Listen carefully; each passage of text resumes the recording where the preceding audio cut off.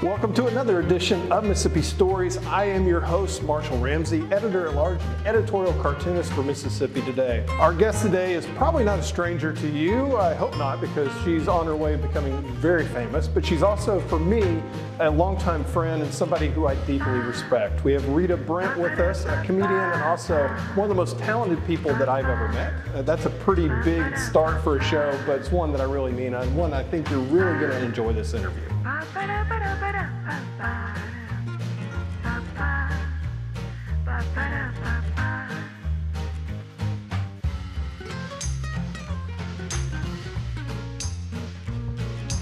Okay, for those of you who don't know, you and I worked together in a previous life. You were my boss, technically. You were the producer for my radio show. Yeah, we can loosely say that. Yeah. And I probably frustrated you every Monday when we did the show. Well, now I can be honest about that. Yes, you did. But Yeah, no, but it was a great show. It's still great. Well, thank Listen, you. I and appreciate congratulations on all the success so far. Thank you. It's still there. It's Yeah. kind of hard to believe. But Yeah. it really was fun. It was fun for me because, A, I got to make a new friend, but B, I also got to see the beginning of all this. Oh, yes. Because you literally were trying to figure out how to get the ship as close to the dock as you could before you jumped into the world of comedy. Yeah, you know, taking that leap from having a full-time job, a state job at that, And with benefits. with benefits against my grandmother's wishes was very bold. I basically had to rebel, you know. Yeah. She's like, are you sure? What about your insurance? And I'm like, Granny, I promise you there's something bigger on the other side. So now I'm really excited to share my successes with her so she doesn't feel like I made a mistake. As an entrepreneur or creative, you do have to follow your heart because you're the one that has to live your life.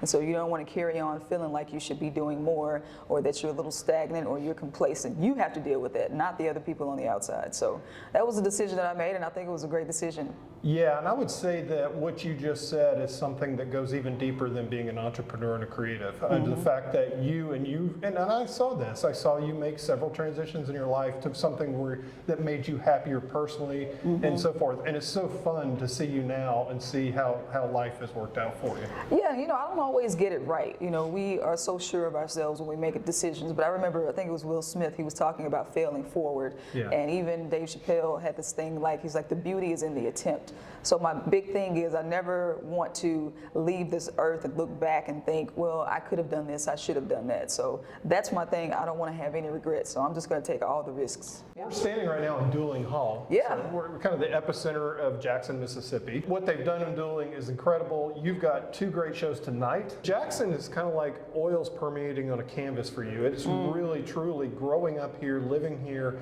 It's kind of shaped who you are. Yeah, Jackson is my safe creative space. You know, like I had a great time in New York.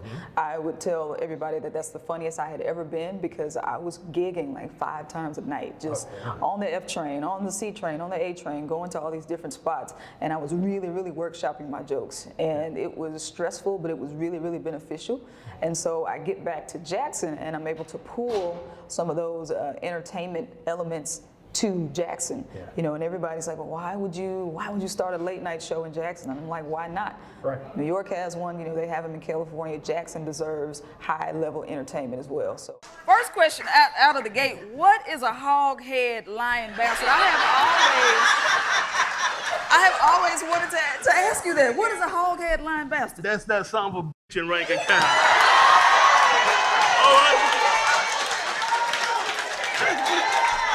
I sent in an audition tape to Saturday Night Live, and I thought it was really strong, and I was feeling confident about it.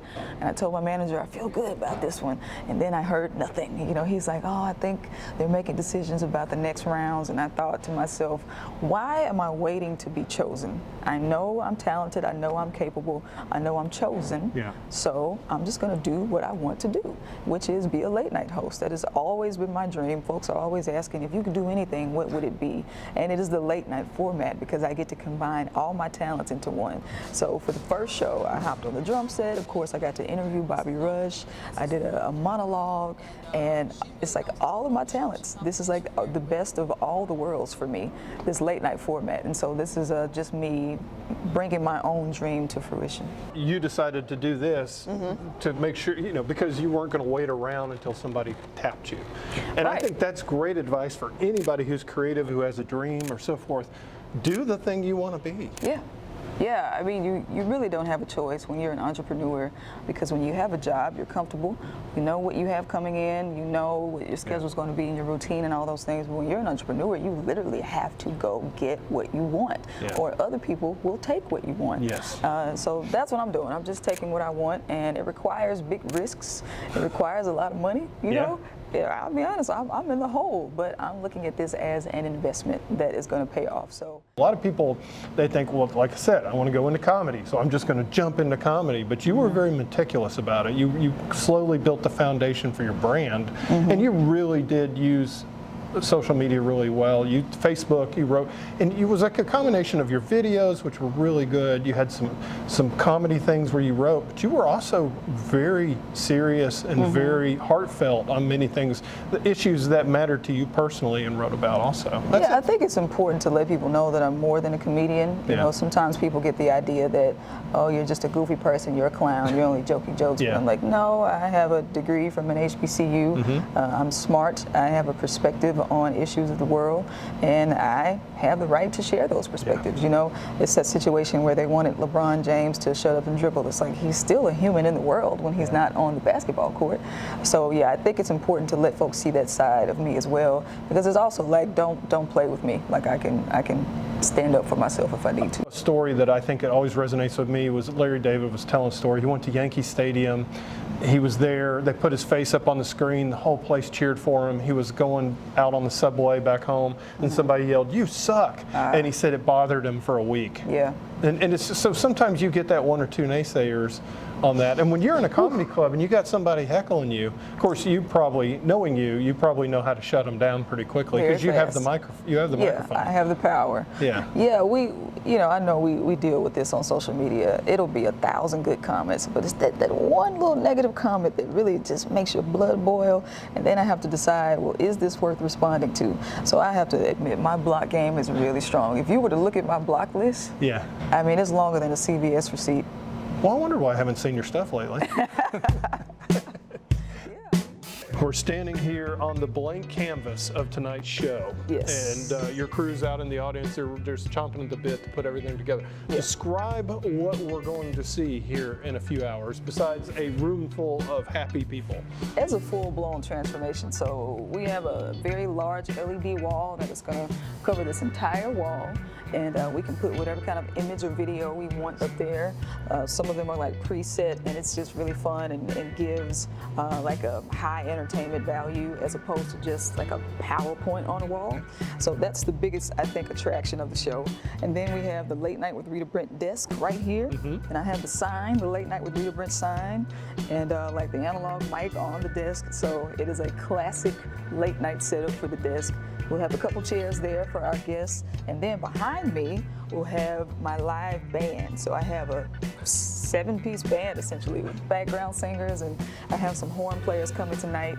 And so it is really exciting and exhilarating, and I think the audience is able to feel the energy because this room is so small and intimate. You know, so whatever I'm talking about, the laughter, the music, it really just permeates the room and gives people a lot of joy. You're not going cheap on this. No, cheap is the last thing I'm going. How do you decide who's the guest going to be and so forth? And Yeah, they have to be interesting, impactful, some type of legacy that is ongoing. You know, so people like Maggie Wade, of course, 40 years in business. She's your cousin. Yeah, but still 40 years in the business. Yeah, but she's also a rock star, right? She is. You know, Bobby Rush, of course, interesting. A lot of skin in the game. So people have to be interesting. They have to have things going for themselves, and they can't be shy, because this is an entertainment show. So, your personality matters, your ability to draw people to the show, all that matters. So, a lot of people are messaging like, hey, I want to be on the show for this particular reason. Some of the reasons are very interesting. I won't go into those, but it's been great selecting guests for the show. I had always said that I want to be a comedian someday, but I didn't necessarily think it was possible in Mississippi because it was such a music-driven state. And then 2013, I got on stage for the first time, and I felt I feel something invigorated. Like I'd never felt that before, and I said, this is something I think I want to continue doing. And now that I've done it for 11, going on 12 years, I know that this is what I'm supposed to be doing, because usually I will quit something like 6 or 7 years in. Military got 9 years out of me, but this is the longest thing I've done. So I know this is what I'm supposed to be doing.